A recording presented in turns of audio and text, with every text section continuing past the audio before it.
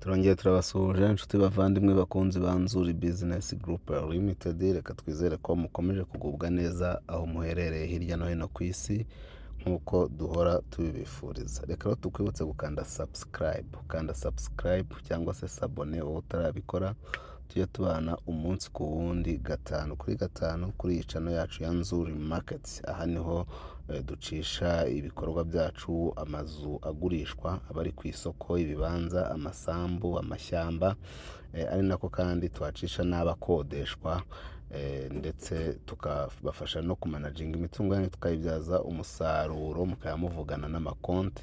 Si ibyo gusa rero kandi turajya tubabwire ko tunabubakira, tukabakira amazu meza ajyanye n'igihe kandi rwose vuba cyane akomeye meza.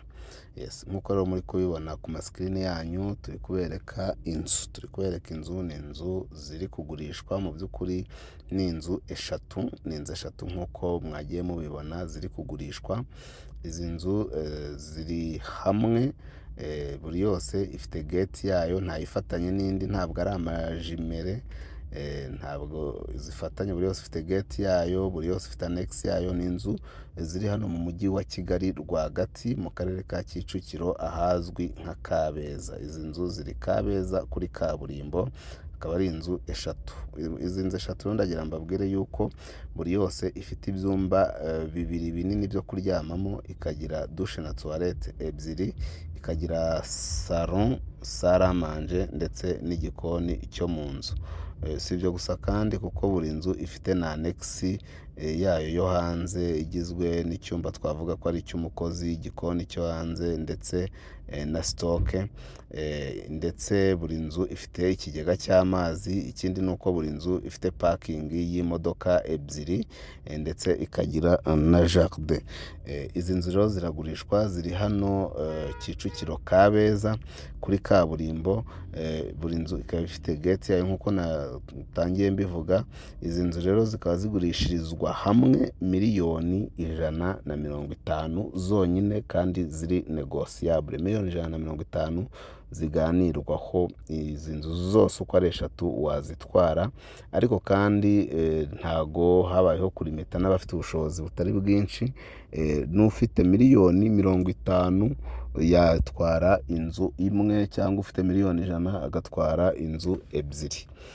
Ndagira ngo mbibutse yuko urumva ko ari amahitamo bitewe n'ubushobozi bwawe. Ikindi ndagira mbibutse yuko izi nzu buri yose ikodeshwa amafaranga y'u Rwanda 300 bya buri kwezi. Buri nzu ikodeshwa 300 bya buri kwezi, bivuze ngo waguze imwe wajya winjiza 300 byawe kuri miliyoni 50, waguze ebyiri wajya winjiza 600 kuri miliyoni zawe 100 zonyine, waguze eshatu wajya winjiza 900 kuri miliyoni 150 zonyine.